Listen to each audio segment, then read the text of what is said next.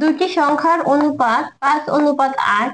ছোট সংখ্যাটি 65 হলে বড় সংখ্যাটি কত? তো চলেন খুব সহজে অনুপাতের অঙ্কগুলো থেকে ছোট এবং বড় সংখ্যা কিভাবে নির্ণয় করা যায় জেনে নিই। এখানে দুটি সংখ্যার অনুপাত দেওয়া আছে কত? 5:8। অনুপাতের মধ্যে ছোট সংখ্যাটি কত? 5। এখানে ছোট সংখ্যা দেওয়া আছে কত? 65। তাহলে আমরা 5 এর নিচে 65 লিখতে পারি। আমাদের বের করতে হবে 8 ইকুয়াল কত।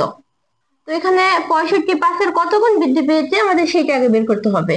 তাহলে আমরা 5 দ্বারা যদি 65-কে ভাগ করি তাহলে কত গুণ বৃদ্ধি পেয়েছে সেটা জানবো। তো 5 হচ্ছে 65। এখানে যদি 13 গুণ বৃদ্ধি পায় তাহলে এখানেও 13 গুণ নিতে হবে। তাহলে 8 আর 13 গুণ করলে যা হবে সেটাই হচ্ছে এখানে বড় সংখ্যা। তাহলে 8 13 গুণ করলে হবে 104। এখানে সঠিক উত্তর হচ্ছে 104। ভিডিওটি ভালো থাকলে লাইক, কমেন্ট এবং শেয়ার দিয়ে পাশে থাকবেন এবং আরো নতুন নতুন তথ্য পেতে ফলো দিয়ে আমার পেজটিকে ফলো দিবেন।